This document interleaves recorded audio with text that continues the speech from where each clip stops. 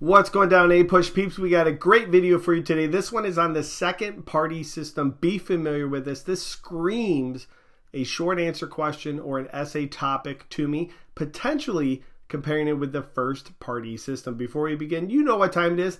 Got to give a shout out to Mrs. Davidson's class in Gladstone, New Jersey. You rock. Thanks for the support. It is very much appreciated.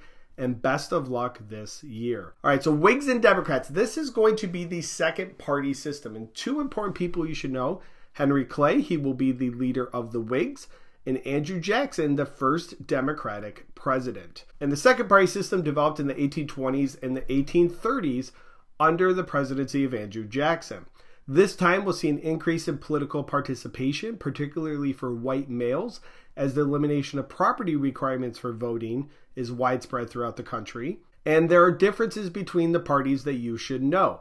And one of them is the role and power of the federal government. The other is the national bank or the bus. We actually have a second and a third one in play here. Tariffs is another issue, and a tariff is a tax on foreign goods.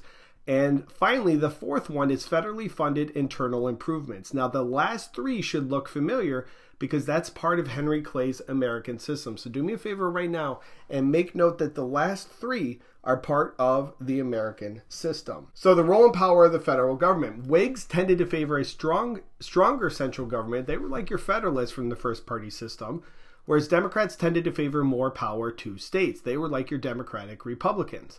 The national bank, Democrats tended to oppose the bus, and this is seen in Jackson's veto of the third bus in 1832. Andrew Jackson had a bill come before him. It was a recharter of the bus. It would be the third bus, and he vetoed this. And this was the first time that president vetoed something because he didn't personally like it, not because he thought it was unconstitutional. And Whigs were created in response to this.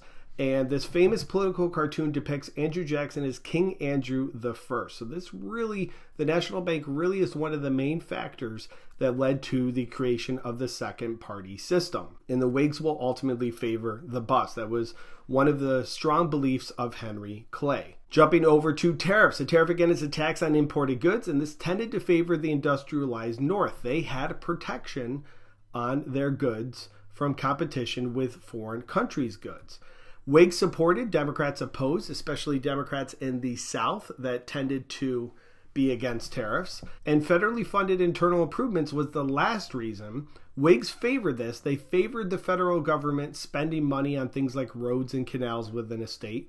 And the Democrats opposed this. And this is seen in Andrew Jackson's Maysville Road veto. He says, and I quote, "It has no connection with any established system of improvements, is exclusively within the limits of his state." Maysville Road was within Kentucky, starting at a point on the Ohio River and running out 60 miles to an interior town, and even as far as the state is interested, conferring partial instead of general advantages. So Andrew Jackson vetoed this bill, which would provide federal funding to the state of Kentucky for the Maysville Road, and this will upset many Whigs. So what's the importance of region in politics? Well, you should definitely know this. According to the curriculum, regional interest often trumped national concerns as the basis for many political leaders' positions on slavery and economic policy. So it was more important where a person was from rather than their political party affiliation in determining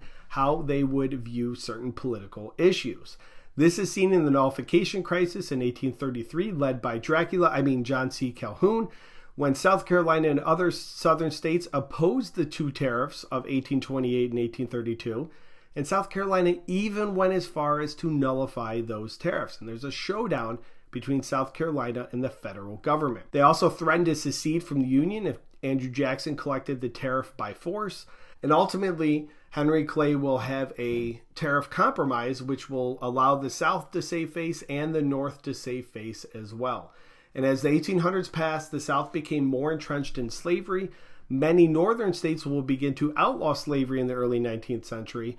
And specifically, you can look at New York State, in which slavery became illegal in 1827. So the North is drifting towards abolitionism, whereas the South is defending the institution of slavery and having it more entrenched in their economy. All right, we'll end with a quick recap. Differences between Whigs and Democrats. Know those four reasons. What is the importance of a region's impact on economics and slavery? And a potential essay topic that you could see is compare and contrast the reasons for the creation of the first and second party system. So be familiar with both party systems. If you need a refresher, check out my video from period 3 on the first party system. All right, guys, look forward to seeing you back here for video 26, anti-slavery efforts and the expansion of slavery. As always, thanks for watching. Best of luck. If you found this video helpful, please give it a like and subscribe if you have not already, so you can get all of my latest videos. Thanks for watching and have a good day.